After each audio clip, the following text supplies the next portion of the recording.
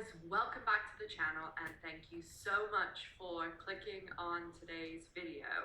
And today is the first time I am recording a new video with my new camera, so fingers crossed that there's not some addendum running across the bottom of the screen right now saying, sorry, this video is only 5 minutes because I lost everything or something like that. So fingers crossed that this goes okay and editing and everything goes okay as well. Just putting that good vibes out into the universe.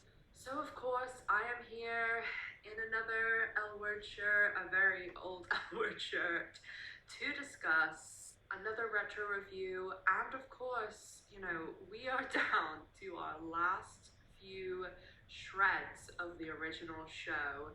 This week we are doing season 6, episode 2. We only have 6 more episodes of the original show left. Only 6 more times can we do a retro review. So we also have the first 5 episodes of Generation Q because, as I'm sure most of you guys know, I started my channel with Generation Q season 1 episode 6. So I've done 6, 7 and 8, and I also did a look back kind of 1 year on and after we'd seen the entirety of season 1 of Generation Q. So I'll link in the cards above my re-reviews of episode 6 and episode 7, because also I started my channel with episode 6 and I was still kind of, you know, even just figuring out what YouTube was. So those videos, I didn't also have any real confidence about doing it. So the re-reviews are definitely the ones to watch, in my opinion. Miss G's just hopped up here on her chair next to me. So just want to say a quick hi because I'm sure she's going to sit on her chair while I'm recording instead of in her usual spot in the background. She likes to be in the middle of everything. She likes to sit at the desk with me when I do my work. So just a little quick hi to all your fans out there from Miss G. But yeah, make sure you're subscribed, like, comment, and follow me on social media. And of course, last plug, I promise, please, if you're looking for some L Word merchandise and or a way to support the channel so we can have fantastic upgrades like this camera, please go to my merch store, which is linked beneath this video. And in there I have some, you know, cool shirts, hoodies, everything like that for the original show and Generation Q. And, you know, I've got the name shirts and things, and I do have some new stuff coming soon, but it's a great way to support the channel. So thank you so much to everyone who's purchased merch already and all those who intend to. So I really, really appreciate it. So after all of that, let's get down to our retro review, season 6, episode 2, Least Likely. Because, you know, I do the episode reviews a little bit differently to anyone else, that I break it down by the characters, because of the way season 6 is set up with, you know, every cold open being a different character. And then like this episode, you know, Nikki is only in the cold open, that I'm gonna just at the top of the review talk about the cold open. I mean, there's not crazy amounts of information, it's a cold open, and then go into our character breakdowns after that. Not too much to be said in this cold open because it's Nikki, and, you know, she's a character that was only in 1 season. She doesn't have a huge interaction with anyone really outside of Jenny and then Shane and Tina a little bit. And as we know, this episode sets up kind of the trope going forward for the rest of season 6, where every character in the cold open, you know, it's a different character every episode, basically says why they want to kill Jenny Schechter and why they, you know, would be a suspect. And with Nikki, it's broken down, you know, basically from the last episode, in that Jenny and she have broken up and Jenny told her, you know, basically she's an idiot and it was a showman. So it's not one of the top reasons that one of the characters would kill Jenny, but it's, you know, a stinger and it hurts, so Nikki definitely a suspect, but as I'll talk about as we get closer to the end of season 6 and we get more into like our real suspects and, you know, people like Bette, not our real staple characters, so I'll talk more about that as we go down the line with season 6. So starting off with Jenny, I mean, Jenny and Shane are really not in the episode a lot at all, and basically the big point, I mean, I'm going to talk about Jenny and Shane together this week because they don't really have any separate scenes. We have the scene at the planet, but that's, you know, a bit of a group scene, and it's just a little bit of an information drop, like with Tasha and Alice and things. So Shane and Jenny, their big scene is the end, as they're not in any of the episode apart from the start and the end. And I mean, was I shocked when this first happened? Yes, I didn't think they were gonna go down this route prior to season 6, but with episode 1 and kind of the ending to season 5, the way it was very heavily inferred that Jenny was talking about Shane, I did think they were going to do it by the end of season 6, episode 1, because there's only 8 episodes in season 6. You know, I didn't think there was enough time for them to do this will they, won't they, and then build towards it like they were either going to do it or it was all going to, you know, fall apart and never happen. So I really, Jenny, I think, you know, it's obviously a very complicated character, like extremely complicated, and Jenny and Bette are the main characters of the show. I have dated, I think, 2 women who said that they relate to the Jenny characters because, as you guys know, I love a crazy brunette. So my thing with Jenny is always, she was never like a total favorite of mine. She at best was ambivalent in the first couple of seasons. I didn't really mind her at all, apart from the writing annoyed me, and then towards the end she was kind of this like villain.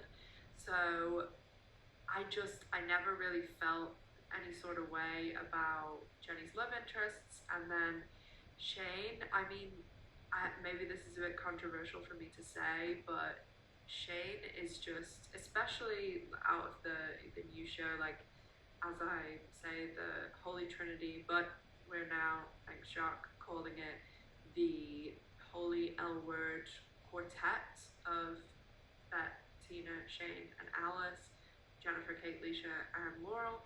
And Shane is just, again, another character that I've always could take or leave.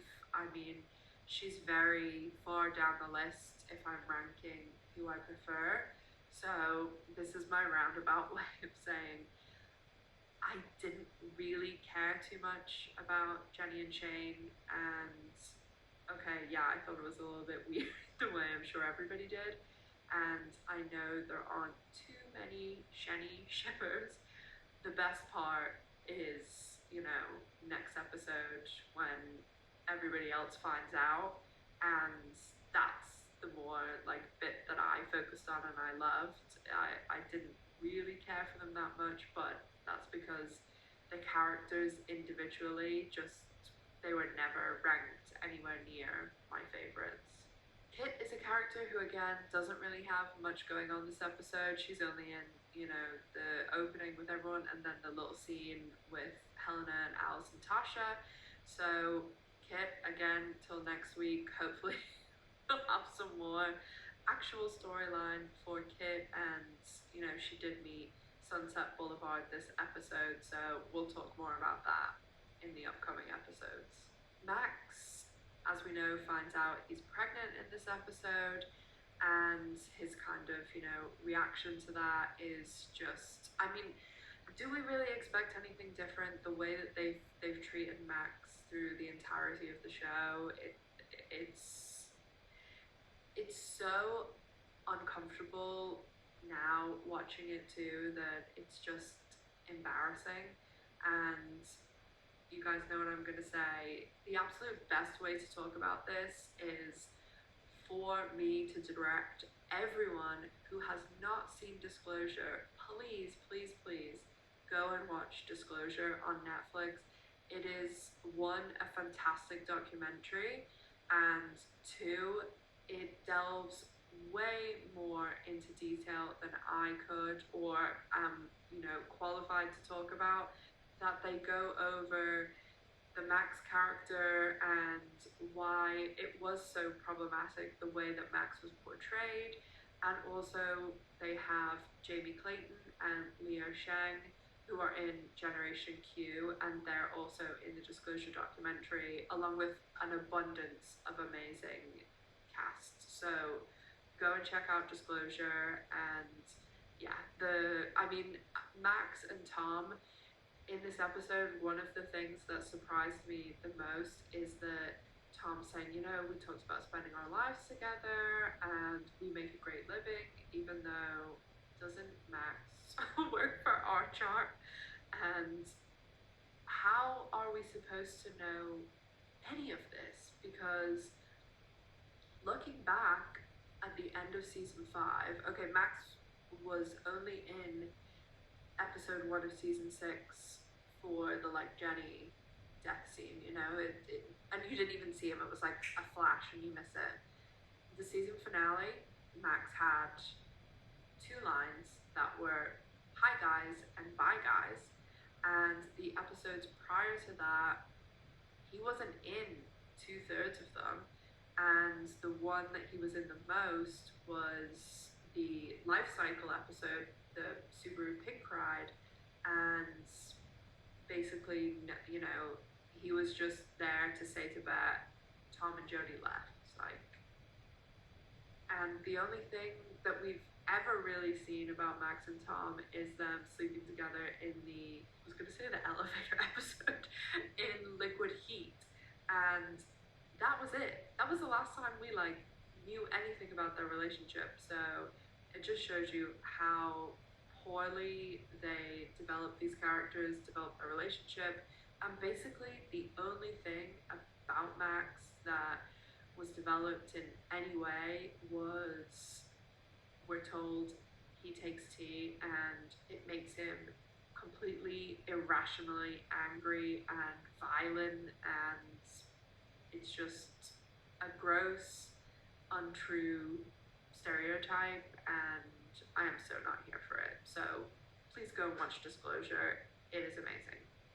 So Helena in this episode, when they're doing the previously on the L word and Dillon showed up, I was like, I always forget about Dillon coming back, and I don't watch season 6 a lot, as I've said before. If I want to watch a scene like the Bette Tina scene after they're at the gallery, I go on YouTube and watch the scene, and that's it. I don't feel any need to go and watch these episodes, and I always forget Dillon comes back. And I mean, again, yes, Dillon shows up, and there's the little bit of them going outside and Helena confronting her, but Helena really isn't in the rest of the episode that much. Obviously Kit and Helena talk about how they're having this, they're not sleeping with anyone, and Helena, they're saying weirdly she's sworn off men, but Helena's a lesbian, so I thought that was weird. And then, they're saying they're not drinking and they're just focusing on the business and stuff. And I really do like the Kit and Helena business thing. I really can't get excited about Dillon being back because it's just a character that I never really liked. And the absolute best part of her coming back was when Alice goes and confronts her and she's like, the hair at the documentaries, I mean, it's just brilliant. So speaking of Alice, moving on to Tasha and Alice, and they've decided that yes, they have nothing in common. There's no basis for their relationship except basically wanting to have sex with each other, and that is, let's just kill this thing completely and go to the worst therapist in the world and the extra worst therapist in the world for lesbians, a straight, white, cis, rich man.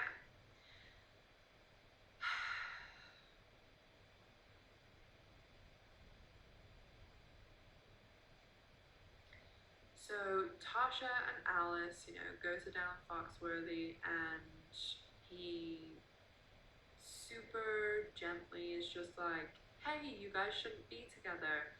And, they have this, like, I guess it's, like, not really supposed to be funny, but Alice and Tasha are there, and Alice is, like, answering all the questions for Tasha and speaking for her, which is just, I mean, we kind of saw something similar when Bette Tina went, and it's just, why would you let this continue? I mean, you guys know that one of my degrees is in psychology, and that's kind of like, okay, maybe not day one stuff, but pretty much, those patients are there for your expertise and to work on themselves and to, learn and build and grow. And he just like sits there, and yes, a big part of the job is listening, but you're also supposed to guide and aid. And he is, I cannot possibly overstate this enough. He is a terrible, terrible, terrible therapist, psychologist, whatever he is. But he is, I like really cannot say this enough. He is awful. And if you go to a therapist and they anyway resemble this, leave, run away, and find someone else, because it's awful. When Tasha and Alice are doing like the little pros and cons list, it's really cute and really funny. And that, like, a scene like that, it's really enjoyable. However, my favorite part of Alice and Tasha in this episode is when Alice is confronting Dylan and afterwards. And I did like how Alice was like, have you got my back? And Tasha doesn't even know what's going on, but she's like, of course. And Alice, as I said before, when she goes to Dylan, she's like, the hair. It's really funny. But the bit that is my favorite is whenever Alice is like telling the whole story to Tasha. It did strike me as odd that, one, if you're in a relationship and you have the friends that Alice has, like, my friends are the same friends I've had for like 25 years, and we're super close, and we have friendships like they do. And there's no way that someone I'm dating for as long as Alice and Tasha have been dating, and who is around my friends, does not know, I mean, a lot about them, but also this, like, Dylan story and the aftermath is like a huge factor in Helena's life, and like why, Helena lived with Alice and all these other things. Like, there's no way Tasha would know this. But the weirder thing is Tasha was there for a lot of this story. Like, why is Alice telling it to her like she wasn't? Because even going back, and like, she's telling Tasha about, and Helena's mom got stung by a jellyfish, and it's like, yeah, that was like a few episodes ago. Like, Tasha was here, and she's talking about Helena living with her, and yeah, Tasha was here. Like, she started coming around with Poppy like right around when like the poker stuff was coming up, and also when she's talking about like Catherine and stuff, it's like, Tasha was here. Tasha's going away party was at Catherine's like condo. It was just bizarre. But I really did like that whole scene with Alice and Tasha and Dylan and Helena in the club. It was really funny. And of course, on to my favorite part of the episode. Of course, There's some really cute and great Bette Tina scenes in this episode, and it's definitely one of my favorite Bette Tina parts of season 6. And the last Bette Tina bit in this episode is definitely one of my favorite Bette Tina bits of season 6. But starting off, they're in the planet, and I mean, I don't care if I know some people don't like them, but you have a heart of stone if you do not think when they're playing rock paper scissors that it isn't adorable, because it is adorable. That is a fact. And Bette's like, I'm always losing, and Tina's like, because you're always rock. Like, totally believable, totally relatable, and just so bad. The only critique I have is Tina looks awesome. Tina looks hot this entire episode, and you guys know I'm a brunette lady, so Tina looks amazing. Bette looks amazing, but she also looks like, I don't know, like she fell in like a fabric swatch book and like stuck them onto her sleeves.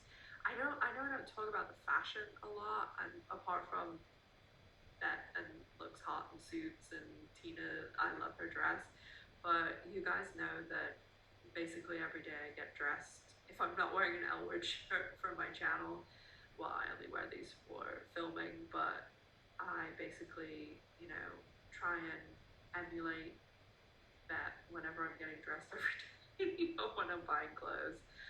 But yeah, Bette's outfit in the first scene is just, it looks like a fabric swatch book that's been like shredded and like stuck to her arms.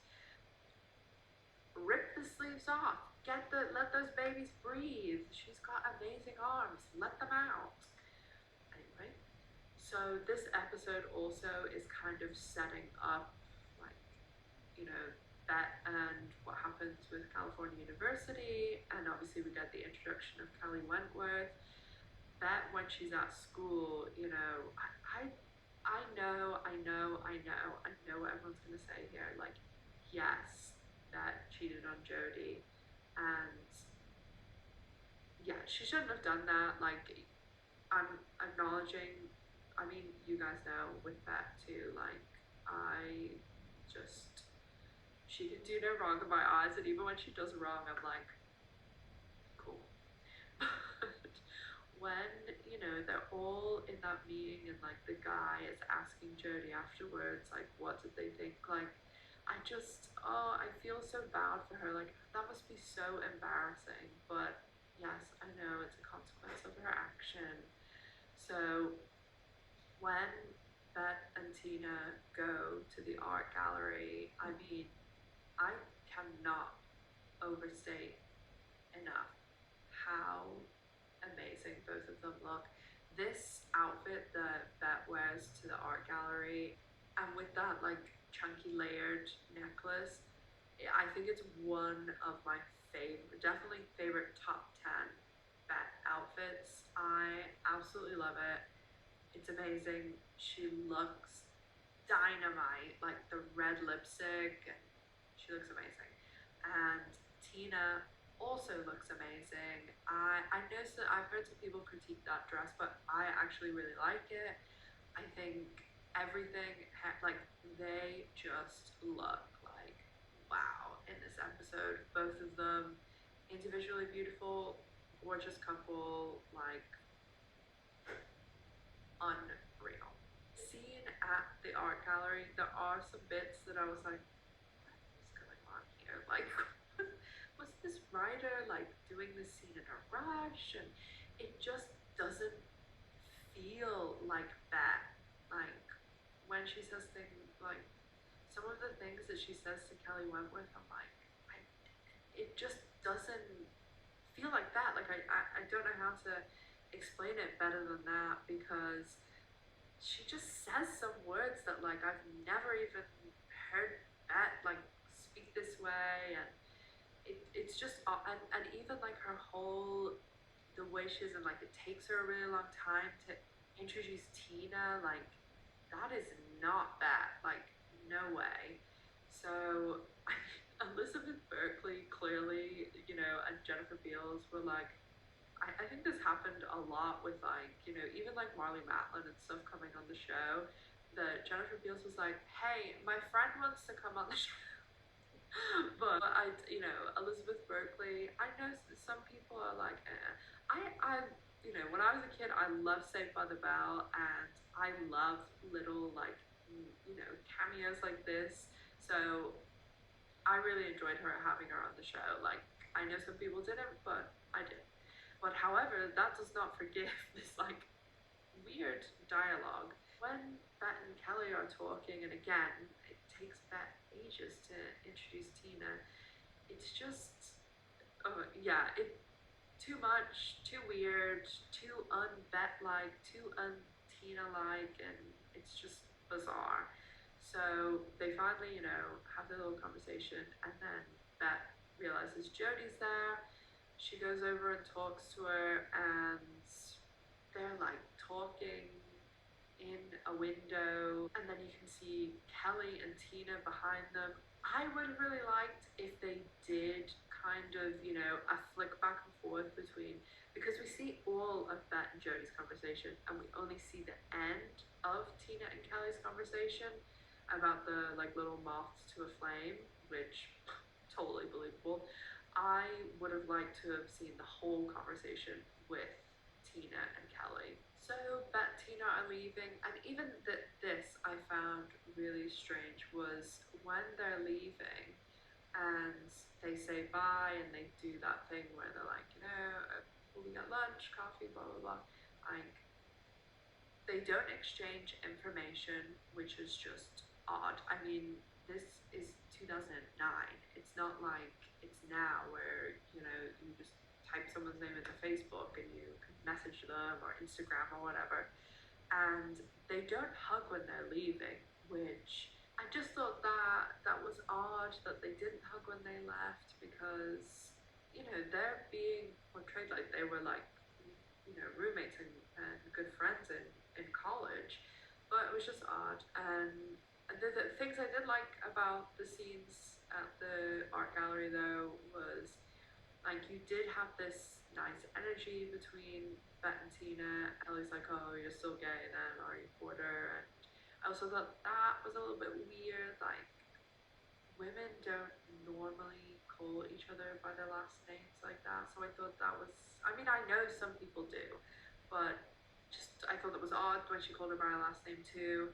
And when Bette and Tina are leaving and, like, they're like hold each other, oh, it's just cute. It's just a cute scene.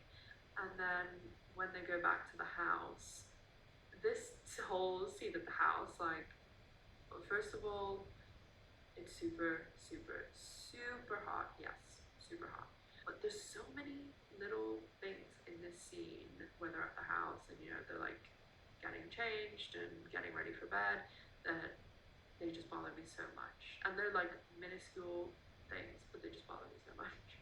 That when they're in their room and Bette's like, you know, I'm like this, like, I wear a complete full face of makeup, lashes, hair, and I dress up like every day, like some sort of heel, like, I'm not out in yoga pants and stuff like that unless it's the weekend. And there is no way I walk in the house, walk into my bedroom, take off my false eyelashes when I still have high heels on. Like, are you kidding me? And just the way they're going about things, like, it feels as though someone who does not, like, wear a full face of makeup with lashes and does their hair and is, like, dressed up every day, it feels like the people who directed the scene, or, you know, was in charge of the way the scene flowed or whatever, like, it can't have been someone who does this, because it just made no sense whatsoever, like what Bette was doing or what Tina was doing. Anyway, so the flow of the scene, it just feels weird and, like, bothers me way more than it should.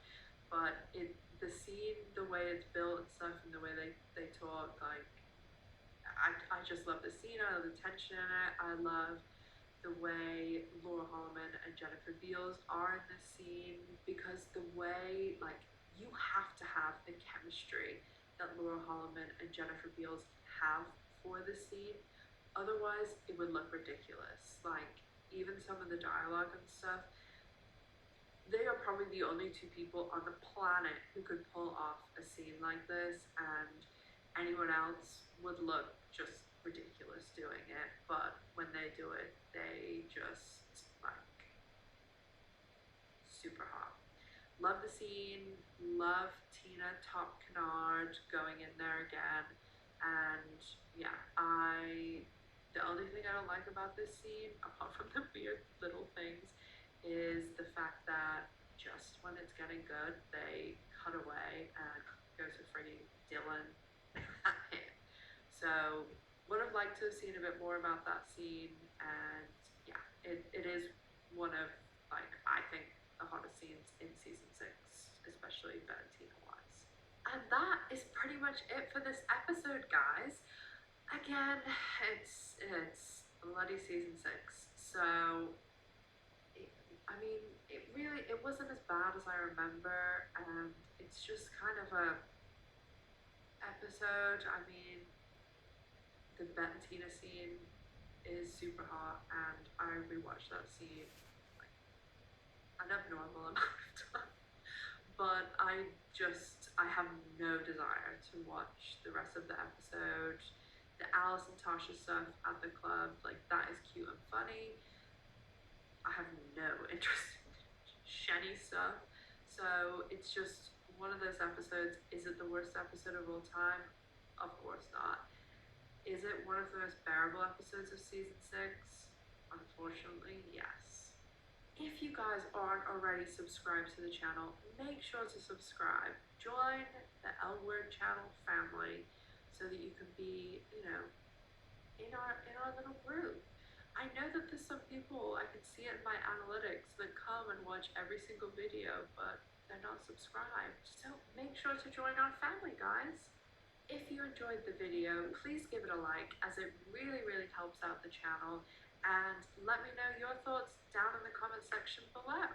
Also, wanted to let you guys know about a little gem, and that is, there is a new Tibet-centered, yes, I said Tibet-centered podcast, and it's run by two really great women.